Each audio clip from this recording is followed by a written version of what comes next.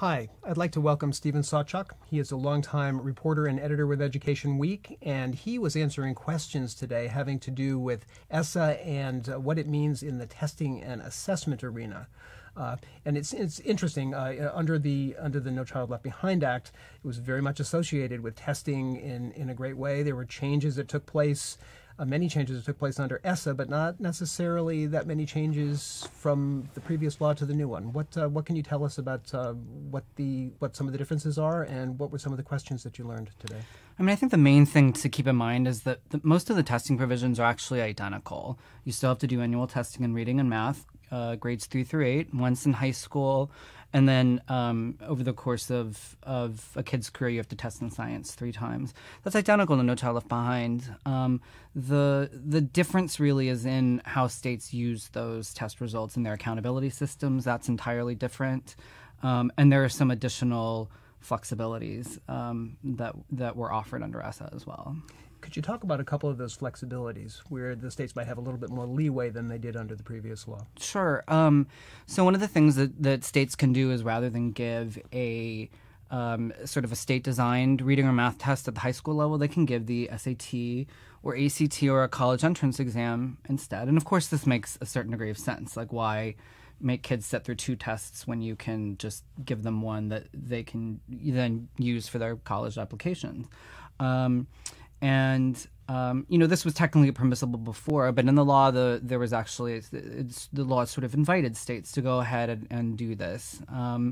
And what's sort of interesting about it is that there are some testing experts out there and others in the field who are sort of saying, well, these college entrance exams do a pretty good job of determining how you'll do in college, but they may not align to the specific expectations or state standards that you've designed. And so you have this tricky issue of alignment. I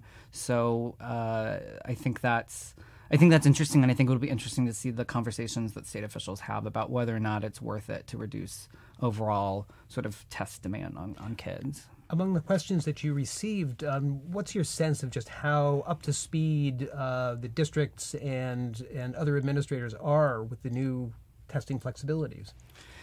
I had a wide range of questions today. I had everything from native language assessments, which has to do with do states have to translate their tests into native into the languages that kids speak if there's a significant population of kids speaking that language. I had questions on the cap on alternative assessments, and these alternate assessments are meant for students with the most severe cognitive disabilities. There's supposed to be a 1% cap, but what was very interesting is that, clearly the readers knew about these parts of the law, and they wanted more information. And the thing is that a lot of these parts of the law were not drafted particularly clearly, and they're still, I think, I'm not entirely sure the extent to which the education department knows where it wants to draw the line on these things. Some of this is the result of, basically just the way the sausage is made. When you have a big law like this, you make compromises to get something through, but there are still areas that are unclear, I think, to states and districts on these various aspects of the law. One thing I was surprised about was that people didn't ask very much about, for example, the flexible testing pilot. And this program was supposed to be designed to allow up to 7 states to sort of create their own, maybe more locally customized sort of tests instead of the giving every kid the same form, across the state, just to allow for a little more regional variation. And it just hasn't proved to be that popular. I think we only have 2 states in Puerto Rico that have applied for that. There are a lot of guardrails. There's no extra money to do it. So the impression I got is that states are actually less interested in flexibility than in making the finer points of the law's testing requirements just sort of work. They want clarity. They want to know what they're supposed to be doing.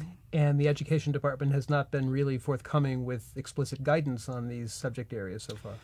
I think that's true, and I think the other thing is that we often don't know the thought processes, right? So one thing that came up in my discussion was there's about, I believe about 15 states have applied to override that 1% cap for students with disabilities taking these tests. and most of them were approved. There are a few states that were approved, but not really on the justification of what that, why they wanted to do this or not. It had to do with some other less related issue. So I think often just the decision-making process is a little hard to follow. Very interesting. A lot more to be said about testing and assessments under ESSA, and if you're looking for more information, please check out the Curriculum Matters blog on edweek.org. Thanks so much. Thank you, Steve.